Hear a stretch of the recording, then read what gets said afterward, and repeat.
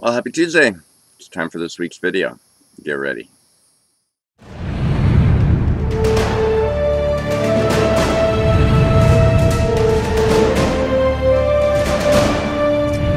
Well, today I am going to try to quickly respond to something that Michael Turry wrote on Facebook, on our groups, on the private group, and on the Friends of Mike Williams and the Gospel Revolution group on Facebook.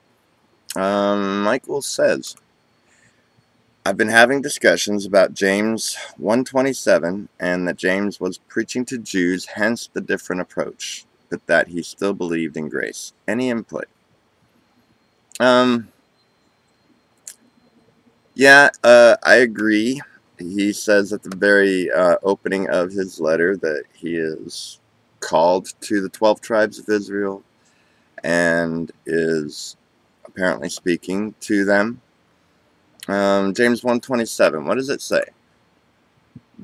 It says, pure religion and undefiled before God and the Father is this, to visit the fatherless and widows in their affliction, and to keep himself unspotted from the world. All right. So he's talking about religion, pure religion. He's talking about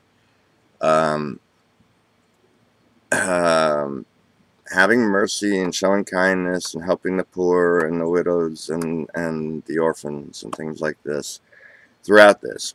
And he's talking about those are works, and he's actually, those are works of the law. The law demands that you do all these things, by the way.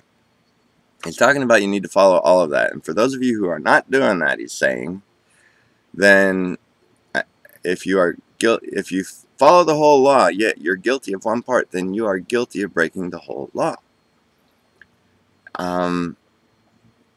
James's understanding of grace, he's very much imposing legalism upon the readers of this letter. And there is no law in grace. We know from my recent videos that if you even try to follow one part of the law, then you are fallen from grace. And that's from Paul. So, did he believe in grace? I think he believed in a concept of what he called grace, but grace somehow came by the law, which is actually contradictory and an oxymoron.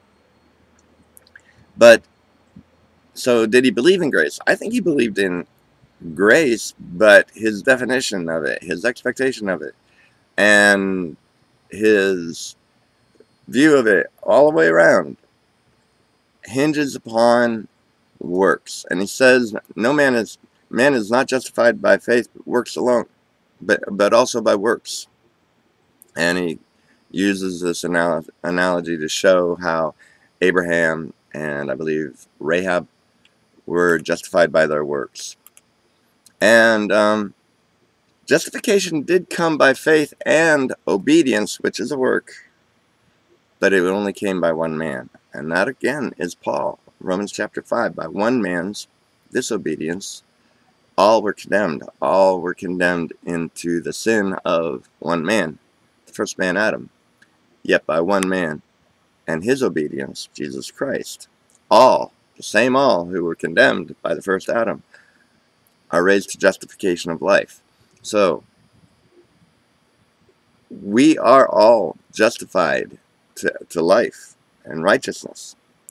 We are all righteous. But it's not by our works, as James is so adamantly trying to impose upon his readers.